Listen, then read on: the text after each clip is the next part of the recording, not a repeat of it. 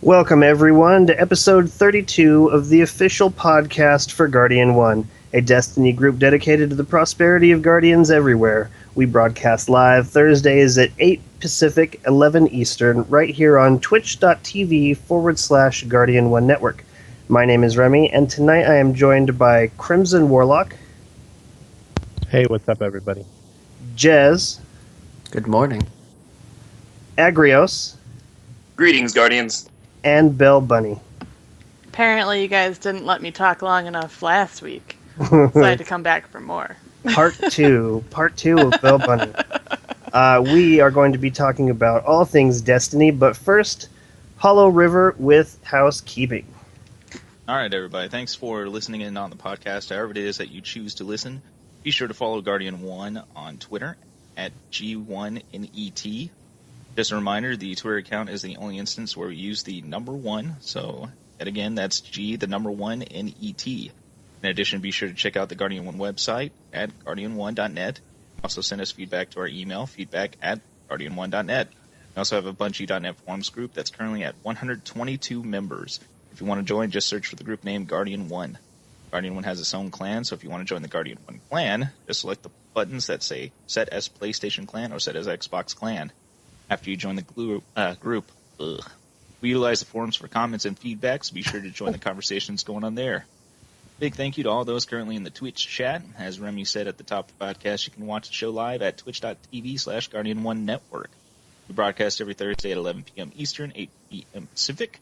Can't catch the show live, you can always go to the Guardian 1 YouTube channel, youtube.com/Guardian1 Network. Guardian 1 is a proud member of the Guardian Radio Network, so be sure to check out the Guardian Radio Network website at theguardiansofdestiny.com.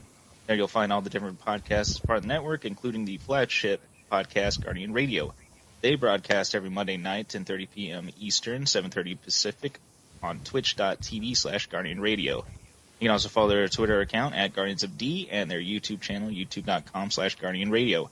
Other podcasts include Warlock School, TTL Party Chat, the DOD podcast, and also the... what's it called? Oh, man, I'm like at a loss right now. Did you look for the worst one? There we go. No, it's just so funny to me. So what ended up happening this week was I meant to go in and cut out a new one, like from a different file. But Twitch was given, or not Twitch. Twitch is awesome. Twitch has been super awesome to me. Skype was giving me hell right now, and I wasn't able to put that time in. So thank you very much, Hollow River, for your services rendered. And hopefully you'll be here next week, and you can try not to do this. Try not to do this live. So I would like to begin this week with I just would like to know if anyone here knows where the phrase, "when all of your wishes are granted, many of your dreams will be destroyed." Does anybody know where this is from? No, I've definitely heard it before, heard but of it. I have no idea where the source is. Okay, so it's at the very end of the Marilyn Manson album, Antichrist Superstar. And over the last 2 weeks, Xur has sold basically everything. Man that you fear. There you go. It's basically the Xur has, in the last 2 weeks, sold everything that everybody who's really hardcore on Twitter has been talking about wanting, and like everybody was tweeting out about, oh, I've got all the exotics, I'm so happy. And all I kept thinking about was the end of the song, just it continues to repeat over and over. And, as much as I wanted to rebel against it and say, well, that's kind of melodramatic, Manson, at the same time, all of these people they've just killed a portion of wanting to play this game for themselves until the next DLC comes out. And I don't know, I've been putting a lot of thought into this, and I've been so busy. Like my playing Destiny has dropped off so dramatically, but at the same time, a lot of it's been saved just by the fact that the last 2 Nightfalls have been really easy. I soloed it a couple of times, and also with the heroic matchmaking. Man, I tell you, at Bungie, they must have been thinking, we need a way to get more coins into people's hands, because this is what this has done. You can just jump in, and yeah, sure, you could be stuck with a couple of duds, but at the same time, back out, try again. The chances of you getting put into the same group of the same 2 douchebags is so slim. Like, even the people I want to see again, I don't ever see again. So was anybody's dream here destroyed because you've got all of the exotics? Does anyone here right now have all of the exotics? No one. Heck no. No. Definitely not. Okay. I'm missing a few Hawkmoon and Fourth Horseman. Wow, and that's funny because you're playing on PlayStation. Yep. Yeah, crazy. So you're only missing 2. Belle, how many until you have completed a all? lot.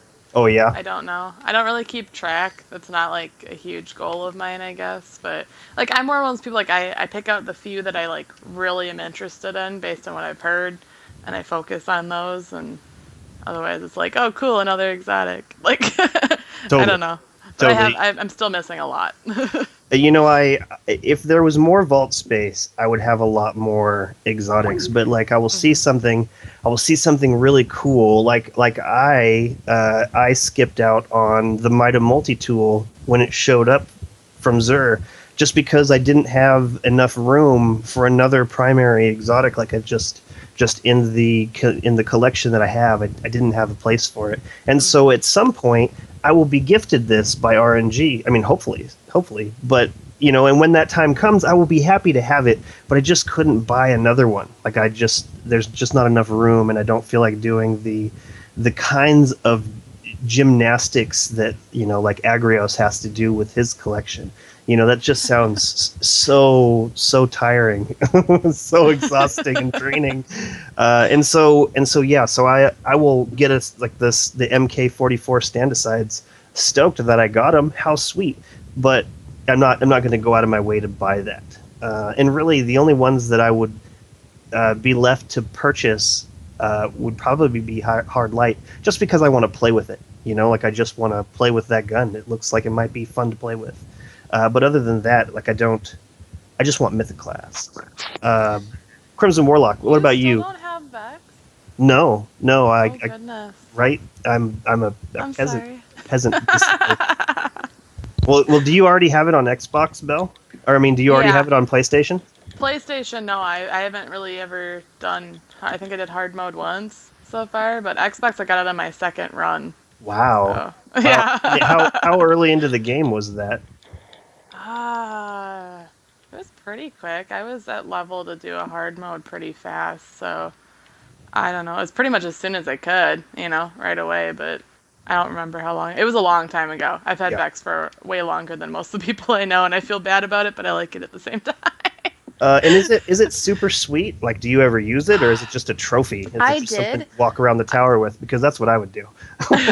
Both. I did it. I used it a lot, and then when they accidentally nerfed it again, it kind of, and when the DLC level weapons came out, and you can't upgrade that one, like, it kind of, it's still fun. It still has its place, especially if they fix the nerf on it ever.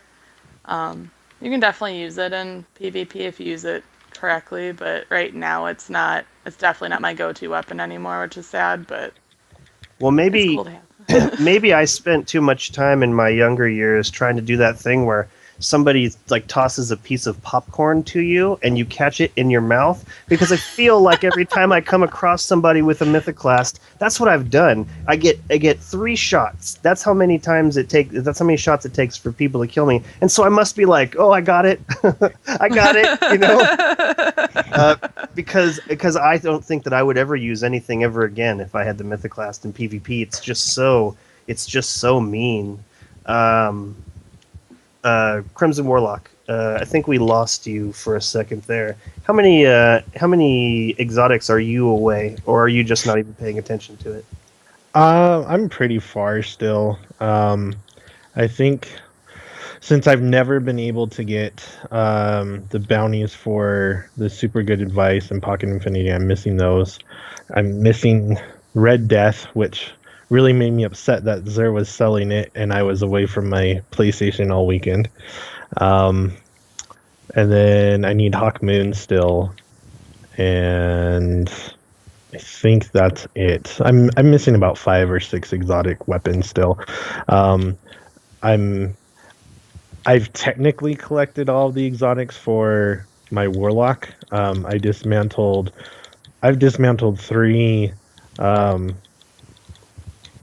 Oh gosh, the Winged Helm, the Light Beyond Nemesis. Oh yes, I dismantled 3 of those, and that's the only one that I don't have with my Warlock. And I have I'm missing the Skull Fort for my Titan. But other than that, I have all the exotic armors for the characters that I play. Gotcha. And do you have Mythoclast? I don't. I'm still missing that one because RNG doesn't like me. The Atheon loves to give me Praetus Revenge. Like every time I kill him on hard mode, I get my 20th Praetus Revenge. Well, you know what? It is a sweet sniper. It is, but after you have 20 of them, you don't care anymore. Yeah, that's true. Wouldn't it be crazy if there was some kind of way to get something out of them instead of just... I mean, it is cool that when you break it down, you do get an exotic crystal. That is cool. But I think that they're once you have a bunch of those exotic crystals, you're really sitting on a bunch of junk. And I'm sad that when you break down a ship, you don't get anything for it either. Wouldn't it be cool if there was some way to, trade within the game? Like maybe not with other players, but with an NPC. I think that would be cool. Like what if Zer showed up with something and then he only wanted not strange coins, not these other things, but like he's selling something special and he wants a specific other exotic. Like that would be cool. It would be weird and strange, and why would they do that? But I think it would be cool. Jez, how far are you? I still need Yellowhorn, and I still need a 4th Horseman. Wow, that's amazing. And I never bothered to pick up Plan C. This is it for weapons, but I also have quite a lot of the exotic armor for all 3 classes. Yeah. That's cool. That's really cool. And this is on Xbox and PlayStation, or just PlayStation, or? Well, I haven't played on Xbox ever. Oh, interesting. I just don't have Destiny for it. Gotcha. You should change that. Right. Speaking of, I'm going to throw the gauntlet down to you, Agrios, and also to you listening at home, Sharks. It's time for you guys to get an Xbox One. It's time for you to get an Xbox One and Destiny right now, and it's time for us to represent Guardian 1 on the Xbox. This coming from the guy who last time spent how long dissing it? But you guys should go spend money on it. Well, it's. But I agree. It is a whole nother side of the game, and I don't know, like Agrios, how far are you from 2900 Grimoire? 30.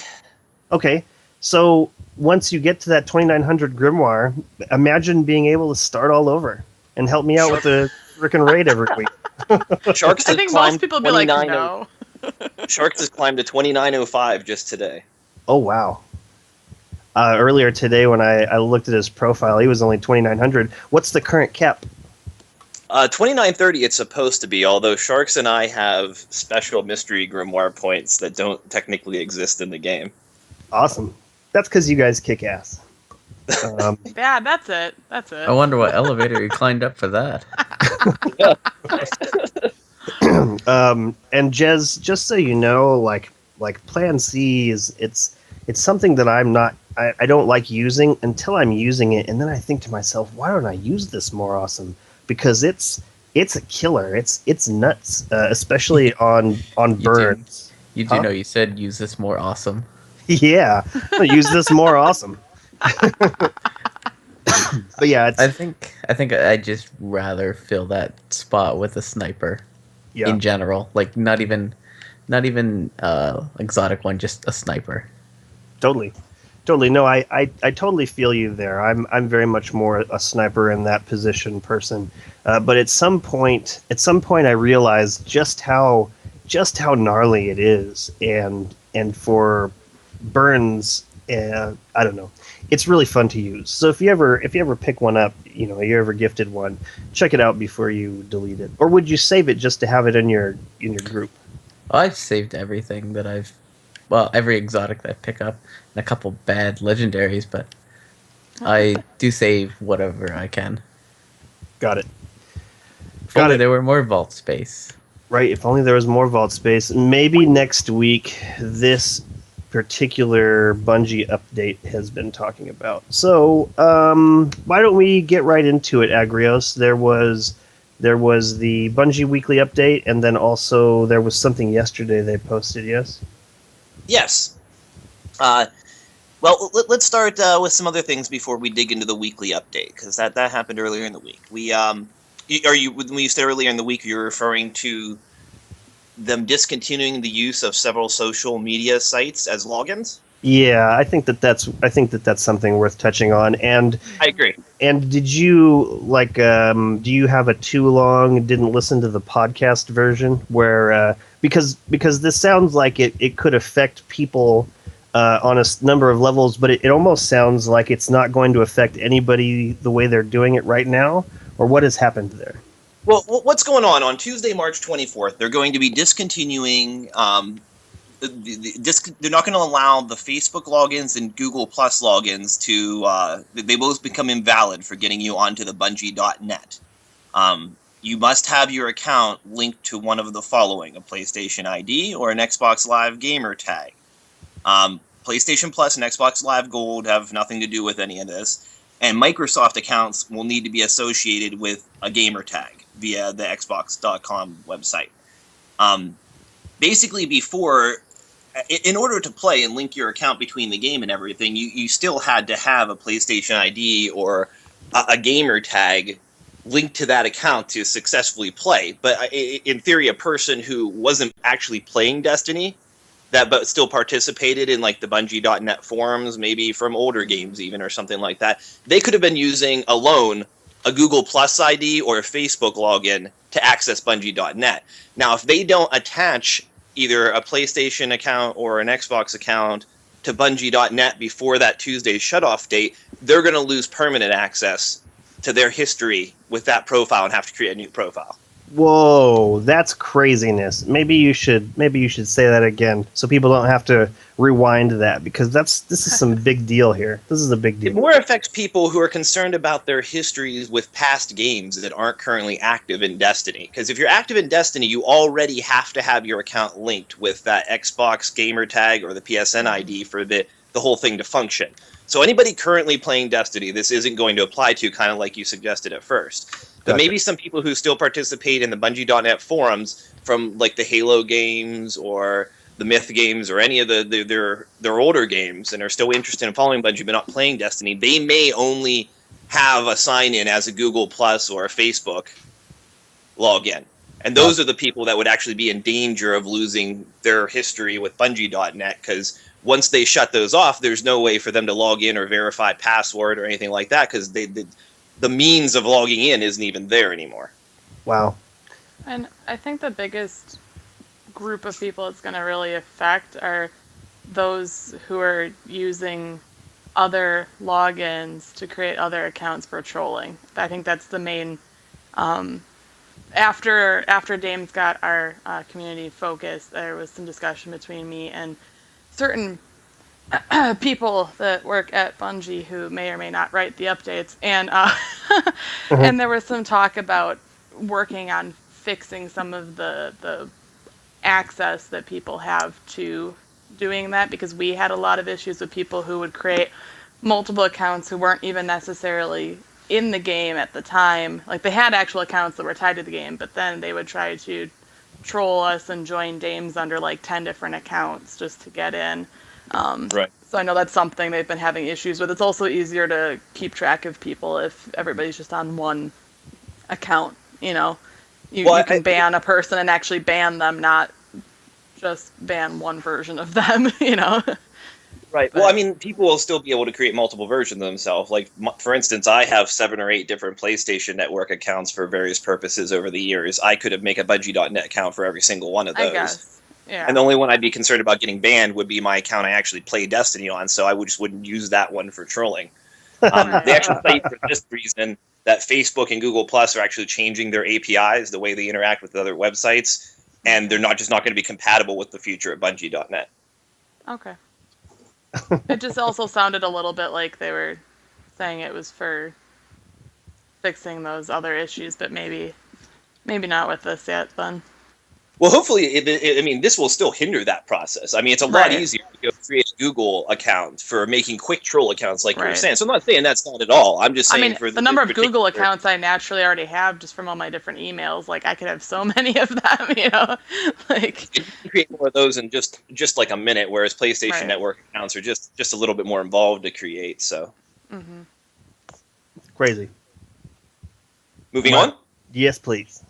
Moving on. So this week, the Iron Banner came back. Lord Saladin this week brought with him level 36 light boots, level 36 light chest piece for the first time ever, Yolder's hammer, heavy machine gun, and Simlar's Wrath, regular machine gun, auto rifle. I lost that word. Have you guys been having fun in Iron Banner this week? Yeah, I haven't played it at all. Jez? Is Iron Banner another word for battlefield? Crimson Warlock? I am so proud of myself. I've actually played Iron Banner the first time since the game launched. I've played this week, and it was pretty fun. I got my potty mouth going playing PvP. That's why I don't play PvP very often. But yeah, it was fun. I was playing as a 31, and I can definitely tell, at least for the small amount of PvP that I play, that level difference, even one level, is quite interesting. You know, yeah. I'm like, man, if I was 32, I think I would have killed that guy. Or okay, so what level did you go in as? 31. Got it. I was 31 and a half, and by the time we were done, I was 32. Just getting enough experience for the exotic chest piece I was leveling up. Awesome. Very awesome. Belle? Yeah, I've been playing it, trying to crank out a lot of it on PlayStation, so I can get some better weapons and armor and stuff, but I've been having some issues with how it's running, which I think I've had the last few times it's been around, but the biggest one is that it does this weird thing where if you die, sometimes you can't respawn until the last member of your team dies. It's like your whole team is just sitting there waiting. So that happened to me and my husband were playing the other night, and we were kicking butt, and then it was pretty close though, and that happened to us. And because we had to sit there and wait for the last person, they captured all the other control points during that time, and we lost the game because it was right at the end. So that was not cool. So this is definitely not an intended aspect of the game, yes? No, I don't think so. Definitely not. And it's very frustrating. And I don't know. I just feel like servers in general run really slow, or something is weird about them only when Iron Banner is here. Like, I can play regular Crucible during the rest of the time and it's okay for the most part. But Iron Banner just, I don't know, something seems a little funky with it sometimes. But hopefully that's something they look into as they go on with it. Yep. Yep, that sounds good. Agrios, Iron Banner. I've managed to get in a little bit this week. I had some of my worst games I think I've ever played in my life earlier today. Yeah, yeah, that's great. It was terrible. I was embarrassed. You know why But, that is, right? You know what? what- You know what Sharks would say, right? Yeah, Grand Theft Auto. I know. Yep. That's at least part of it. The other part of it is I haven't found my comfort zone after the weapon rebalancing. I was an auto rifle user in PvP previously, and I haven't found my go-to primary yet. I still feel very, very lost in that department. Now, part of the problem is that I don't have, once again, Grand Theft Auto. Haven't played enough to level up. Like haven't finished leveling up my Red Death yet and stuff like that. So Wow. it's half my fault. But I'm definitely not in a comfort zone at the moment. Crazy. Yeah, I like I was saying earlier, I've played so little. You know, it's sad because I've been starting to think of some really cool things that the podcast could do on the overall like charting our usage, like from the beginning first weeks, like where we were hours wise. Like if we had a chart of every week where we were hours wise, like it would be cool to see where people started dropping off, and just in the last 2 weeks it would have been nuts because I've just been walking away. Like I just can't play the same. Like I don't want to do patrols anymore. Like I'll erase like the 100 headshots bounty to put in just kill 100 without dying, because I think that one's easier to do and faster than the headshots one. So I'll do this. Like I'll have upkeep, but I just won't get anything done. Like today I'm not turning in anything because I've been sitting on those Cosmodrome ones since the last time they were in there. So I don't want to turn them in today and not have other ones to put in for them. I don't know. That sounds stupid now that I'm saying it out loud. but yeah, I don't know. I wish that I had more time, and I see it on the horizon. And really, I wanted to thank Bungie for putting out such meager scraps for people to really dig into, because right now that's I don't even have time to dig into that. So hopefully in the coming years, as the areas get bigger, like I don't know, say 3 to 4 times bigger, hopefully I'll have time to really to put into it then. But right now, with my 2-month-old, it's just a lot of changing diapers. So I am looking forward to some Iron Banner though, but I don't think that I could go into it and not be the highest level. Like it wouldn't make sense to me. Basically, because why would you go in unprepared? That's basically the way I look at it. Is if you're going in at anything other than 32, you are unprepared. So it makes it more interesting, though. I do have to say, like on PS4, I'm only a 30, and I definitely can feel like it's more of a challenge, and I kind of like that. I feel like going in there as a 32, especially if you play PvP regularly, I swear I do better in Iron Banner than I do in normal Crucible when it's not glitching out. And that's weird for me. Like I feel like it should almost be the opposite. Like I want it, even as a 32, I want it to be like this extreme challenge still, because if there's like a tiny bit of a difference between like the perk I have on my gun versus the perk that person has, I want to feel that difference. Maybe that's just nuts of me, I don't know, but like I want it to be really difficult and challenging for everybody participating, not just hey, you're a 32, you kick everybody's butt, I think that what you're talking about is you are absolving yourself from the guilt of if you lose, right? So, like, you're like, oh, I'm just a 30. I wasn't going to win that outcome anyways, and so you're more comfortable with your position there. Whereas when I die as a 30, I think, what in the hell am I doing? There's people two entire power levels above me. Like of course I was going to lose that, and then but then at the same time, when I am at the highest level of Iron Banner, which I have been when it was out before the shift to 32, I didn't feel like I was the top of the heap. I got killed by some level 22. I'll never forget that, and I wish I would have recorded it because it just pisses me off. But see, that's part of it is like I feel like there's something weird about how Iron Banner works, because I feel like either based on the way they make it sound like it's supposed to be, you should never get killed by a 22 unless you really did something Right? wrong. Okay, no. Like you were just sitting there, you know. But then No. That's Sorry. a point that a lot of people misunderstand about. If a 22 has a level 331 weapon in their hand, their killing power is determined by their weapon. A level 22 with a 331 weapon is going to kill. Say we have a target that's level 32. right. A level 32 with a 331 weapon is going to kill him just as fast as a 22 with a 331 weapon. See, I However, want it to when be different than that. I want it both things to to be part of it. Like I want your level and your weapon. Like I know the damage is different than like the damage they take will be drastically different, but like I want both to be part of like what the damage you output as well, I guess. Maybe that's but I yeah, don't know, that's maybe not that's the way not to get right. right. You know what? Maybe Bungie should do a better job of explaining that, because now I'm curious to know. in one of the Bungie weekly updates, they showed this picture of Deej's character. It was a Titan, by the way, and it showed people trying to shoot him, but he was in red. Like his little cursor was red, his little name, letting people know that they weren't going to do damage against him. Like Right. So is that in this? Like if you come across somebody who's higher than you, does their name change?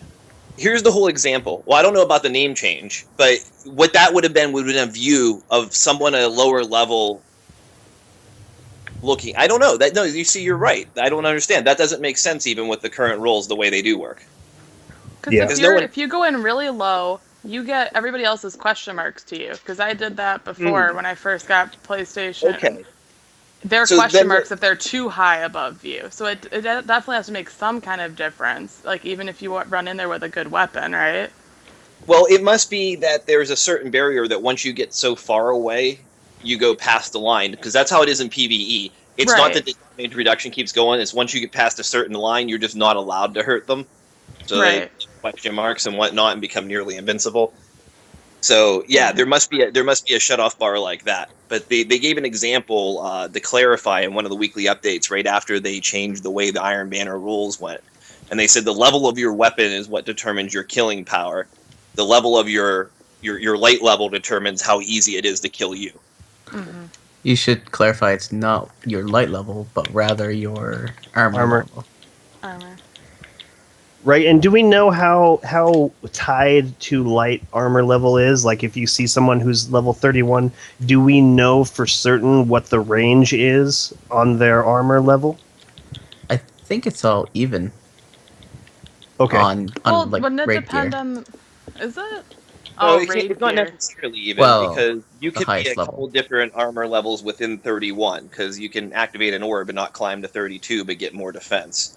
So there's a small but range of defense between each level. The orb is what gives you your defense too. Like Yeah, both that's of what them. I'm saying, though. I'm saying once you turn level 31, you can fill in more orbs and not turn 32 yet, but gain more defense. Yeah, but you have to actually activate the orb to get Right, that right. defense. I'm gonna test this out in a sec. Hold on. You And, guys keep talking. I'll let you know. You definitely see, just from our conversation right here, I mean, we're all fairly involved people, and there's still discrepancy about exactly what's happening. Mm-hmm. Crazy. See, now, you said before about light level not mattering, but from what I understood, light level would matter. Because, yes, your defense number matters for your armor, but every 2 levels you are away from the person you're shooting at, from what I understood, you take more damage from them and whatnot. Well, that would be also Yeah. your lower Bonus defense. damage beyond, but beyond reflecting the defense. Just like, for instance, you take more damage from enemies in PvE because of your level difference. To answer it, sorry. If you, I just switched from having an exotic helm and then the rest raid gear, and I was at 1,626 for my defense, and then I switched it to all raid gear, and it's still the same amount. So no matter what, as long as it's 32 gear, I believe you are at least as a hunter. I don't know if it's different for others, but 32. you're at Right. yeah. But every Got it. level under that could have a variety of different defenses for that level. Like a level 31 could have a bunch of different defense numbers depending on how many worms they entered in. Okay, well, I think that Bill has answered my question, because if getting right exactly to 32 is what gives you this same number all the way down, then what we're going to see is every step going up to 32 on its way down to 31 would have the same thing. So everybody at exactly 31 would have that same number, and that makes a lot of sense as far as keeping things in line Right, yeah, across the absolutely. board. That's exactly Yeah. right. Yeah. Okay. When you're 31, yeah, definitely. As you go down, the different combinations make a difference, like you were saying. So if you have any 32 gear on, it automatically bumps up your defense if it's fully upgraded, even if you're still a 31. Yeah. If that Now, makes sense. once the new DLC drops and the light cap is raised, though, there will all of a sudden at that point be different variations of level 32s then too, because there'll be the climb up to 33 and so forth. All right. That makes sense. Well, all right then. Moving on. All right, so next we dig into the weekly update. This time they talk more about improvements they plan on making in 1.1.2. 1.1.1.2? Yeah, something like that. Lots of points in there. Lots of points in there. I think it's just 1.1.2. It is. Last time it was 4 1s, all those points, man. I 2 just 1s, lost 1 them. 2. Yeah. 2 1 1 2 2 2 1. Check 1 2. Wow. All right. So, so this week they brought a couple developers from Bungie in to discuss these variety of issues. Jay Weiland, head of audio, was here to talk about the different changes coming to the volume levels. We can now modify the game volume and the chat volume. You can adjust your players on your team from either 50% up to a plus 125%. That's a pretty decent range in volume.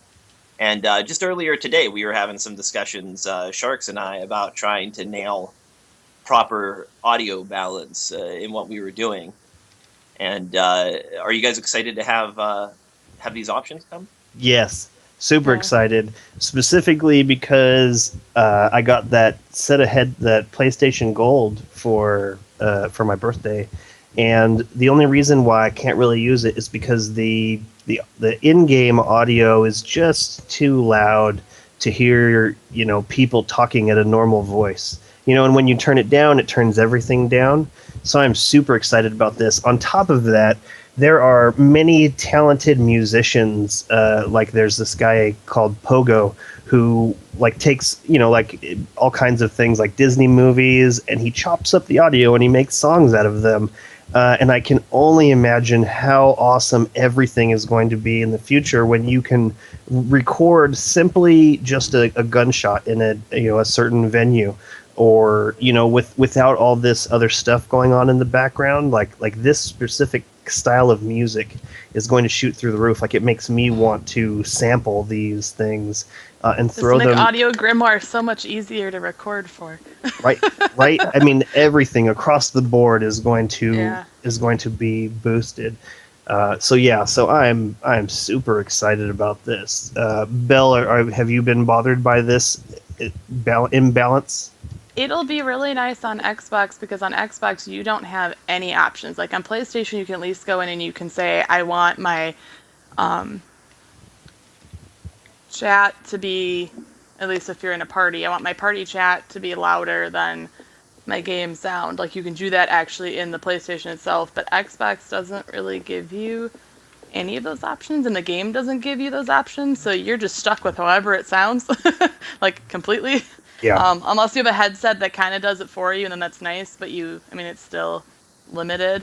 It'll also be nice, like, don't get me wrong, I love the music, but like I was saying, I grab a lot of the sound effects we use for the audio grimoire that we play on Guardian Radio, and it'll be really nice to be able to just be like, because there's so many times where I got really epic sound effects from like the Hive or something, and then all of a sudden the stupid music kicks in, and I'm like, Dang it, I love this music, but not right now. So Yeah. I think it's going to be really nice to make a huge difference for people who stream and who make videos and just everything. It'll be really nice. So I was gonna Totally. say, Bell, the PlayStation Gold headset actually has like two button, like volume up, volume down, but instead it either raises the chat volume and lowers the game volume, or the reverse.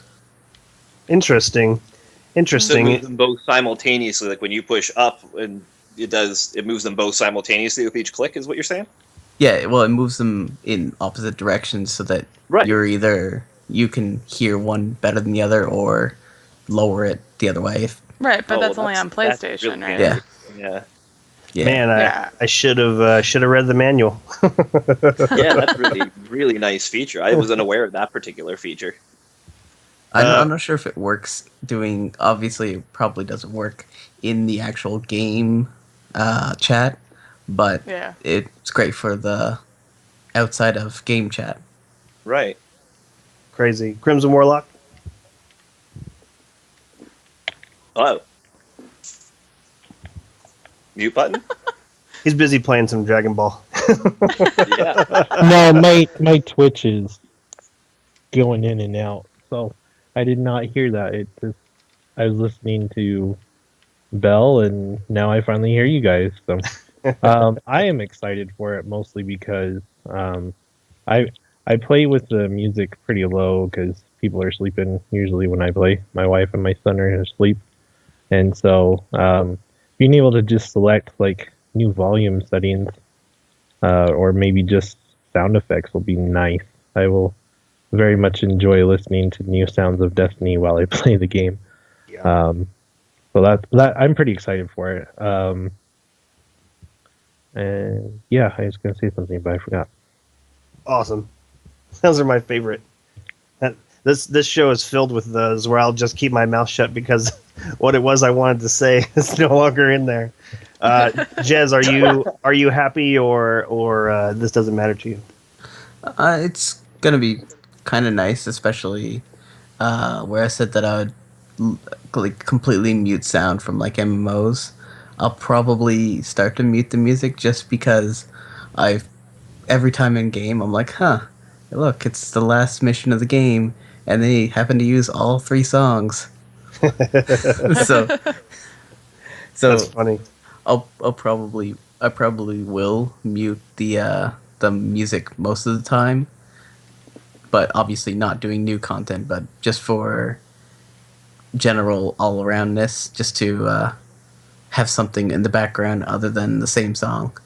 Yeah, Yeah. I can They hear are great, but I've heard them enough. Oh, Right. I want to play like other music that I enjoy while I'm playing it and see how it matches up because that could be interesting too.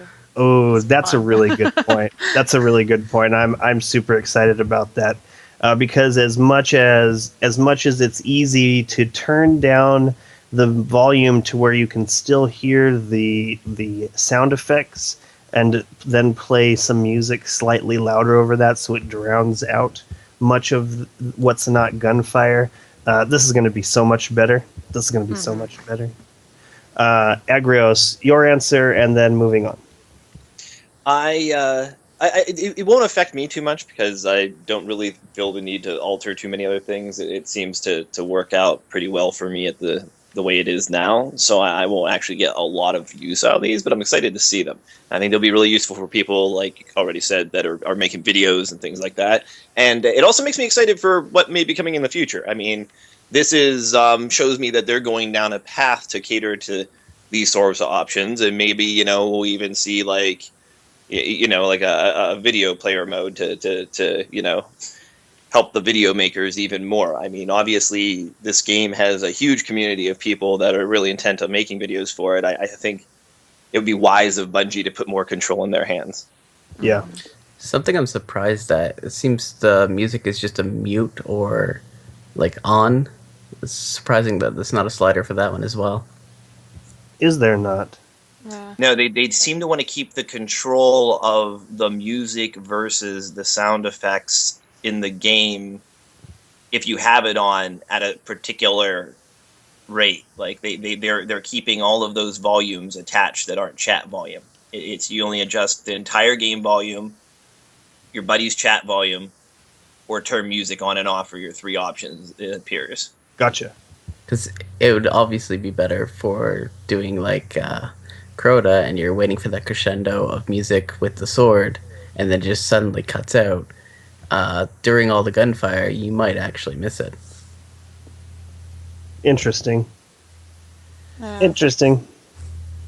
I mean, the game definitely relies on the music. Like, that's a perfect example of where it does, but, like, kind of all over the place. Like, it's going to be really interesting to play through it without the music, because I think everybody's going to realize how much you almost subconsciously rely on it for different cues for things. Like, I mean, obviously sound effects are probably more prominent, but I think the music really, a lot of the sound effects and music kind of go hand in hand a lot of times. Like, they kind of create, like, the sound effects create another extension of the music.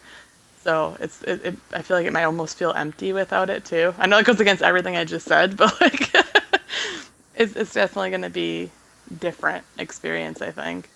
Well, I think that I think it will help paint a different picture in that, like, I imagine, like, remember that live action video where it's like, oh, ghost music, something classical.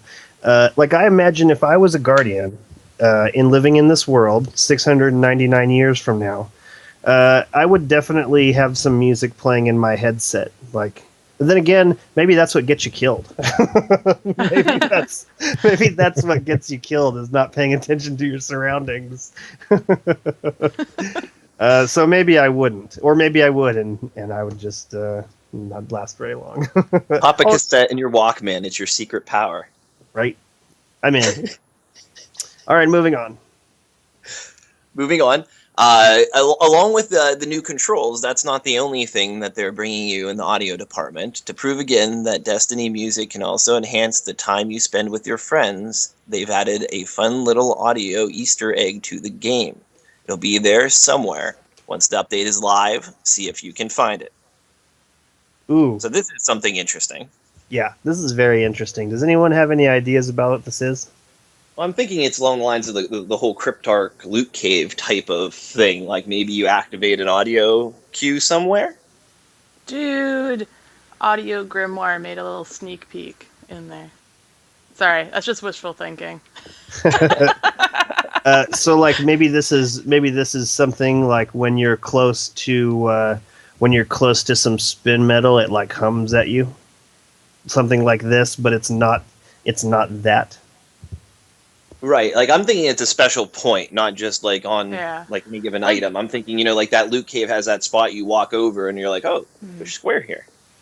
Like in Halo, when you had the Rooster Teeth Easter eggs thrown in when you were at certain points or like interacted at certain locations. Yeah. Maybe. Yeah, I'm thinking it's probably going to be in the tower. This audio cue. I think it's be in the tower so people can probably adjust their volume and find it and listen to it, but could be wrong. Jez? I think I was lost searching for this quote, actually. Good deal. Agros, moving on. Dance party in the tower location. Sorry, I think that's it. That's my no, just because it says Destiny music can also enhance the time you spend with your friends. Well, the only place you really spend time with your friends hanging out is the tower, and people do dance parties and they keep putting out videos of people doing dance things. So I wonder if there's just like a place you can cue music to dance. Okay, never mind. That's just my idea. I think when I skimmed over that part, I was originally thinking that it was like a Easter egg by like setting everything to the 7th bubble. It plays some audio cue or something, but obviously rereading it, it's something different than that. It's somewhere in the world. But yeah, it seems to be a Cryptarch thing. Or not a Cryptarch, but a loot cave type thing. Interesting. Okay, so is it just me that thinks this is a secret clue as to when we're going to see 1.1.2? Yeah. Crickets. What I Just like? what's What are you like? talking about? They're sending us on a hunt for an Easter egg. Oh, it's possible. Maybe. That's coming up pretty quick, though. Yeah, that's in like. But then again, they did release a good chunk of information right here. I mean, they actually showed us exactly what they're going to put in for these two things, And there's nothing Well- saying we're not going to see 1.1.3 halfway between then and House of Wolves. At this point, we're still not even sure when House of Wolves was. The first rumored date on it was March 19th, and then it's pushed back to like May 19th, the rumor now. So for all we know, House of Wolves could drop any time in between there. Right, even up to what, June? Up to June, correct? Yeah. Yeah. I So hope it's not they June. promised us kind of second quarter, so that's April, May, June. yep, yep. Continuing, the next we go into visual changes coming. They brought user interface engineering lead Brad Fish to talk about the new colorblind modes they're bringing. He mentions that Destiny relies on color to communicate some pretty important information to the player, and some players may have trouble distinguishing based on what type of color blindness they have. I, in fact, have Deuteranopia, and am kind of excited for the changes to come here. Do any of you have any experience with any of this?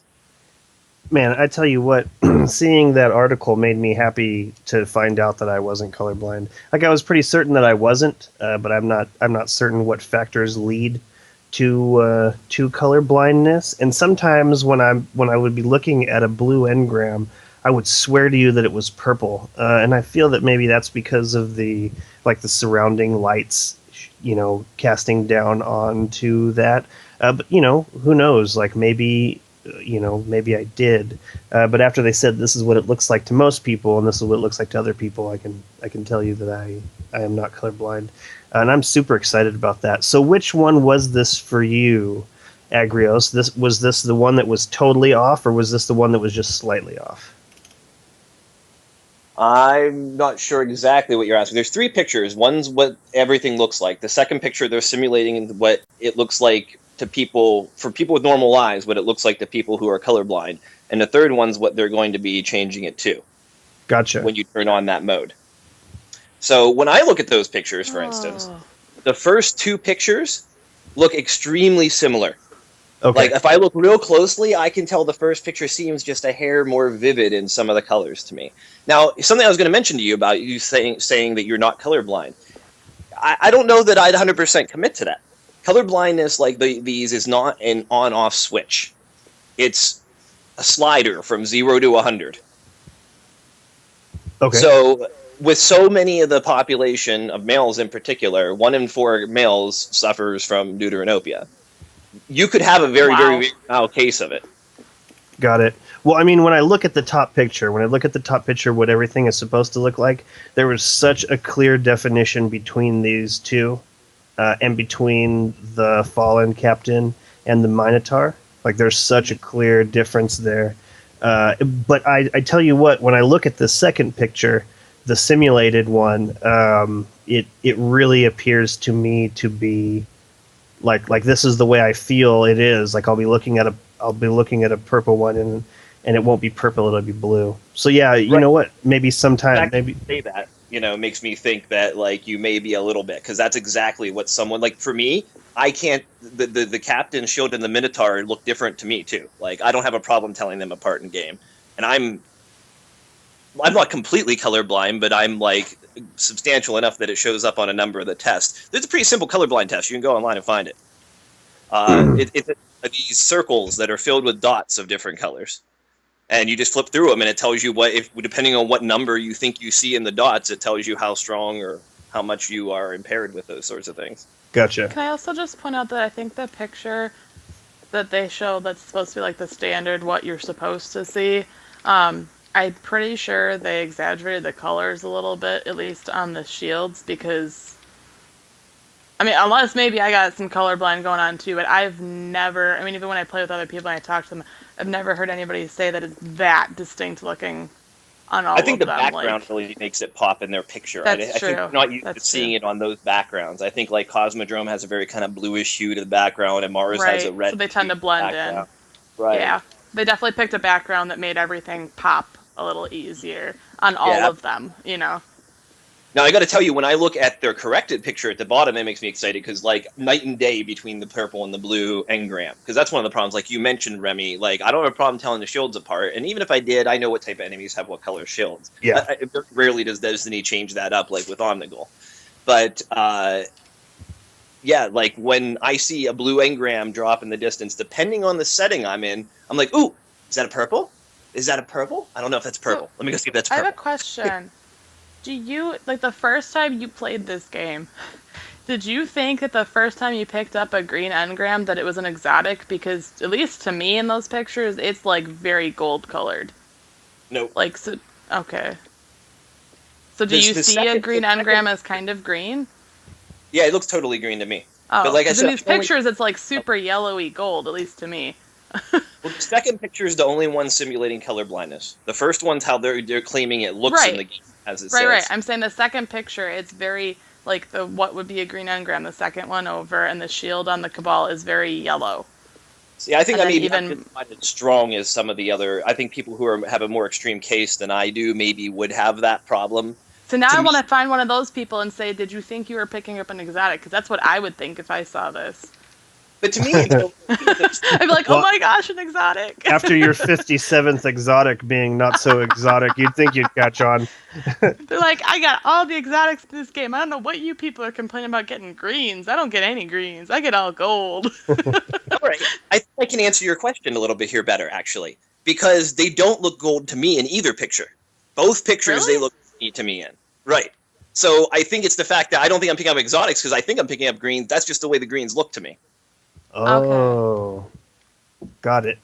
That makes sense. Like, I can see a little difference, but the way I would phrase it when describing the difference between the normal picture and the colorblind picture is the normal picture looks like each of the colors are just a little more vivid to me. They look a little faded in the colorblind version to me, but they look Okay. very, very similar, the two Because pictures. to me, everything's blue and yellow in the second one, and everything's multicolored in the first one.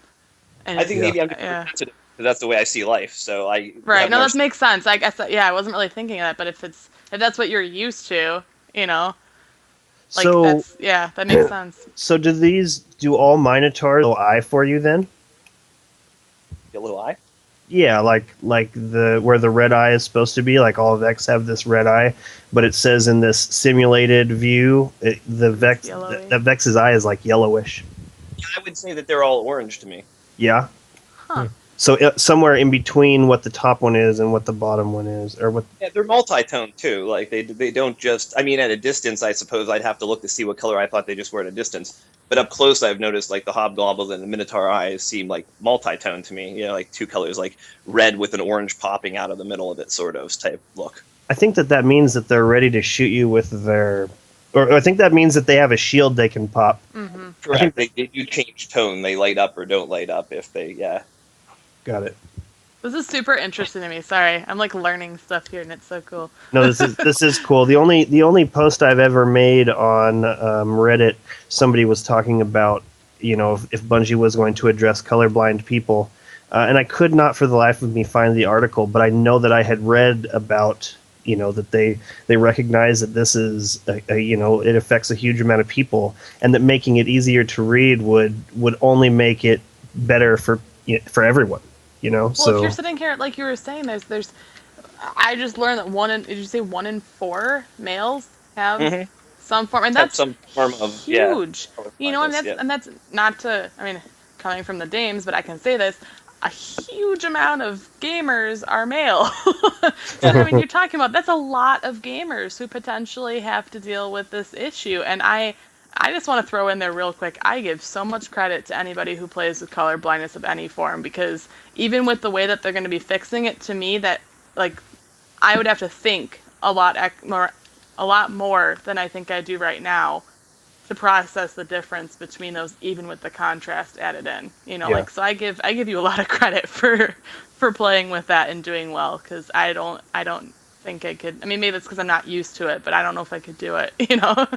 You start to pay a lot more attention to shape and form and the way things Right. look, as opposed you just learn it the way it is. Like, for instance, the first time ever I eventually encountered it, like I learned early on, captains, oh, they're glowing blue, they got a shield. Is that the only type of shield? I learned, oh, that shield's an arc shield, so I'm going to use arc against it. Then I eventually encountered the minotaurs, and I'm like, they look different. Is that an arc shield? looks different. Now I bet you that's the purple one. And I go with my gut on it and be like, okay, that must be the purple one. Use that. Oh yeah, that works good. Now I know it. And from that point on, it's not even a thought anymore. It's just I know that form. I also just say on the next part where they show the radar difference, my goodness, I would get so messed up thinking that people are on the same level as me constantly if I saw it the way that the second picture is. Because I No, still that almost doesn't know. affect me as badly. Okay, good.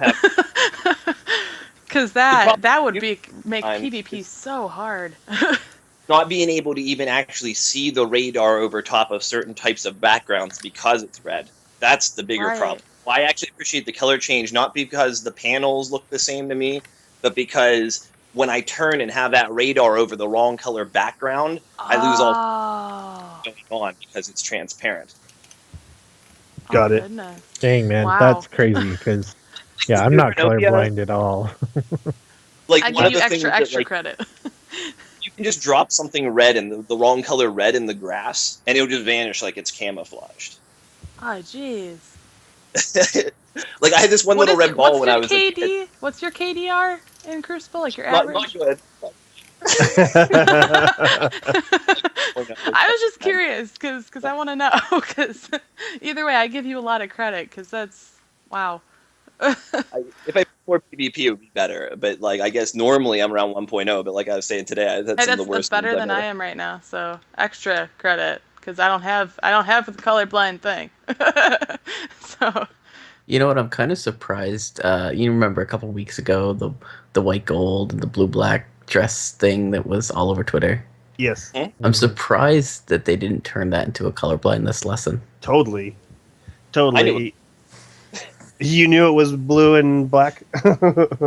Absolutely. I worked at a furniture store for over 10 years. I was manager of it, and I learned how to tell colors apart extremely well despite my color blindness, to the point where shades that were remarkably difficult to tell apart, just because I'm so much more attuned to having to figure it out because I have trouble telling certain colors apart, like certain browns and green and certain blues and purples, that I would nail the colors better than a lot of the people who didn't have the color blindness just because I was more attuned to it. Like, we got a set of furniture in that came in a brown and a green before that you could order it in, but we only got one of the colors in, and everybody was arguing over which color it was, and I was the only person that actually figured out that it was the correct color. Which is funny because I was a colorblind person. I remember being younger and being like, I wonder if the red eye sees the same red that someone else sees. Yeah, I wondered about that as well.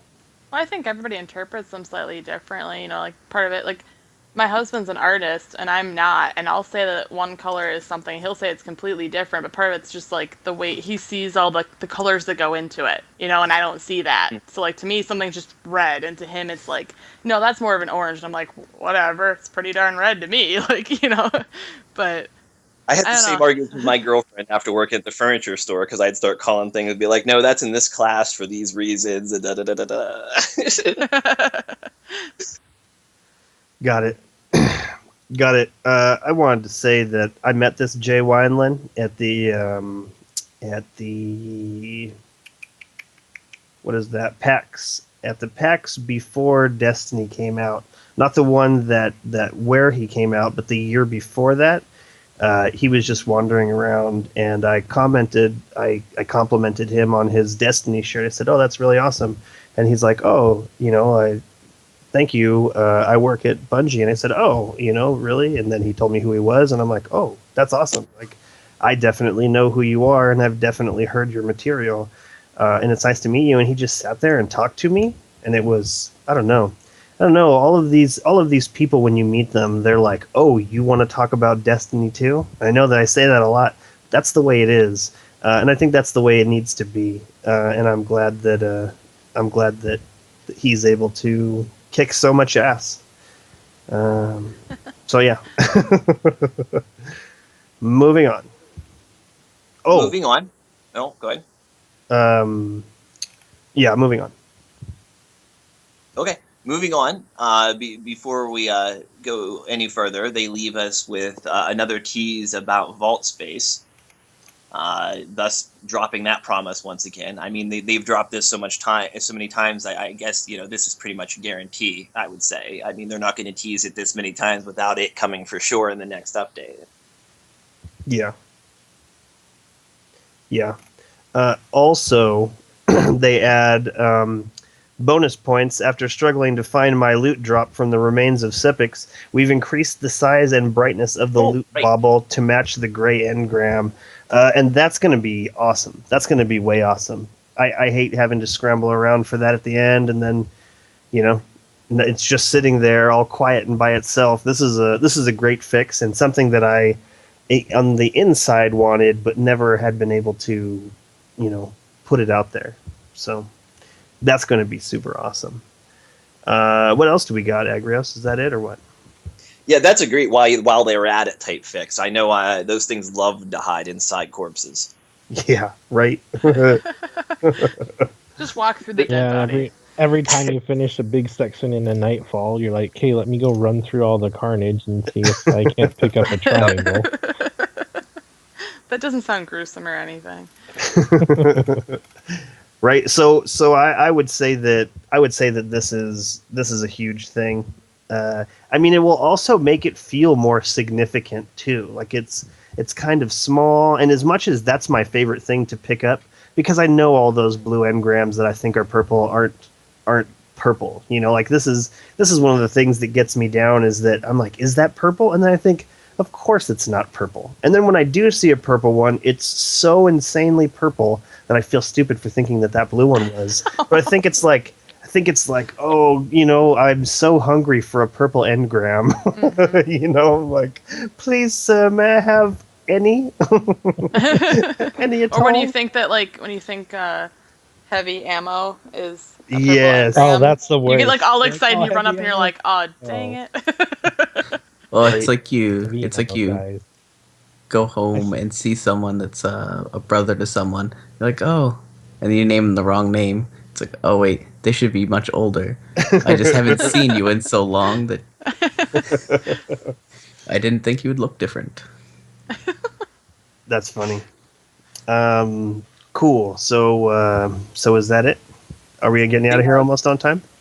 They have the movie of the week down below, I'd like to mention. It was a Vault Sparrow run. They managed to get a Sparrow to Atheon and defeat Atheon with the Sparrow intact. If nothing else, watching this just for the platform jump is worth it. Goodness. Yeah, was that platform jump epic? was amazing. Oh my The God. whole thing was epic. It was definitely edge of your seat shit. It was definitely worth watching. I tune in if you don't have time to watch the whole thing. It's fine. I watched the whole thing start to finish. It was enthralling, but I totally tune in and at least skip up to the platforms and watch that whole situation Wait, unfold. how did I don't they want get to through the spoiler Gorgon anything. maze on a sparrow? Very, very carefully, and with a team of people with good Galahorns and whatnot, and they crept along, and when they got stuck between a rock and a hard place, they blew the rocket fuck up. That's awesome. That's awesome. So yeah, it was definitely worth watching this week. I'll give them props. They got they all started on sparrows, and basically the first people to lose their sparrow by the time they got to, or some people would sacrifice their sparrows by the time they got to the Templar. 3 of them stayed up top, and the other 3 that had lost their sparrows by that time went down and almost soloed the Templar. With the people on the sparrows hopping off up top and firing a rocket here and there when his shield were down.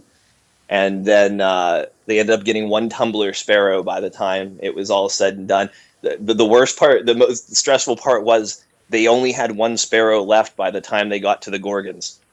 Oh, goodness. Wow. In the middle of Gorgons, they lost all but 1 sparrow. So they got through Gorgons, Jumping Puzzle, Gatekeeper, and Atheon, all with just their lone sparrow. On top of this all, this was their first run ever, their first attempt at it. I mean, they claim that. It couldn't have maybe not been, but according to what they were saying and such, it seemed very much like it was their first time, honestly. That's cool. That's I'm really cool. curious how they got past the section on the jumping puzzle where it, if you follow the jumping puzzle properly, then you have to go up like a cliff. Well, that's where I don't want to spoiler it, because they had a plan, and they were guiding the guy across, and at one point he made a judgment call. And it was the right judgment call. And that's all I'm going to say, because I don't want to spoiler what you see, because that's part of the best parts of the whole thing. So is it from his point of view from the whole time? They have it from several points of view. The Oh. guy, whoever edited it together very, very well. They have not only do they have a point of view, but they typically have another person's point of view up in the corner of the screen for you at the same time. That's awesome. That's way awesome. That sounds Yeah, like I a highly really- recommend it. I'm like, oh, on a glass sparrow run. Then as it starts to boot up and load up, I start thinking about what entailed getting a sparrow to Atheon and defeating him, and I become more interested. And I stared at the thing the whole time, watched it straight through. It was awesome. That is awesome. That is very awesome. Alrighty then. It's definitely worth the watch, that's for sure. I didn't watch all of it, but I skipped through some of the slower parts, or like Templar. Now I have to say is, since they only had one sparrow, they're lucky he didn't get. You cut out right as it said. You're like, they're lucky he didn't get. Well, I'll just leave it at that then. They're lucky he didn't do that. That's great. That's perfect. Alrighty then. So, unless anybody else has anything they want to announce, Real or quick, I want to throw it right at the last part of the entire update. It says, we'll hear you on the forum no matter how loud we're playing our music. So again, I reiterate, I think we're getting music, like dance party music in the tower. Again, just saying. got it. And I hope I'm right, because I just want to be right. I mean, the other update was all about ship shaders, wasn't it? Yeah. Ship Like shaders. last week's. Because you're like, oh, they keep talking about the ships. Yeah. I'm gonna get all this stuff right, I'm telling you. Maybe. Maybe. Maybe. Maybe. No I'm promises, so confident okay? that, well, maybe. Well, maybe. Right on. Well, in that case, shout outs. Starting with you, BelleBunny. Shout out to all of the people who play that have any kind of color blindness. You guys are awesome and amaze me. I know it might not seem amazing to you, but it's amazing to me. And shout out to Bungie for throwing this fix in there for those people, because I think it's awesome. And I think all games should just naturally have it included, and hopefully eventually that's where we're headed. So, yeah. Nice. Agnos. I want to give a shout out. There was a community focus earlier this week we didn't really get to cover. And I want to give a shout out to the Destiny Sherpa. They're a subreddit that has dedicated themselves to guiding kindergartens and just uneducated, unexperienced raid guardians through the raids. And I think that's a great thing that they're doing there. Awesome. Agreed. Very awesome. Very cool. Jez. Shout out to Dado, still going strong with all his videos. This one today about this update is like what I first read about the update, basically. And yeah, it's awesome. Yeah, Dato's awesome. I would be surprised if Bungie didn't hire him at some point. You know, he clearly is very smart. He's clearly got the Bungie thing, like whatever it is that makes the people at Bungie, the people that work at Bungie. You know, I'm talking about that spark. He's got it, and he understands what's cool and what works, and he's got a great point of view. And I mean, it would probably be best for them to let him do his outside thing for as long as possible, and then swoop him up when people are starting to wane, when they really need to revitalize what's going on. But I would be surprised if they didn't hire him, because I think he it kicks was. ass. I think it was on the Guardian Radio episode, or the last episode, where Bife basically said that, well, Dado comes at everything from a completely different point of view and says like a completely different thing than I would say. And I think that's interesting that you can have 2 points of view just based off of your background. Absolutely. Very cool stuff. Crimson Warlock. My shout out is just going to be back to Bungie and the magic of Destiny. There was an article that we didn't discuss that came out today that pretty much said, you know, the reviews were shot too early for Destiny, and people need People need to what? to really get into the game to fully understand it. And, you know, Bungie just... Sorry? What was it you were saying? People need to what? Oh, so the main gist of this article that came out today, and I think it was from Polygon, but it was just that the reviews for the and there's just so much that's changed. You know, the game's just improved so much, and a lot of my shout out to Bungie is just the fact that they show how much they care and how much they're willing to change this game and listen to their community and get the changes that they want in it to make the game as magical for them as they can. I mean, Definitely. I'm sure the Bungie had conversations of, what is the community going to do with our game, but I bet they never imagined someone's going to try and take a sparrow through their raids. Just things like that do make this community just awesome, and Bungie's the one who worked that magic. So shout out to them.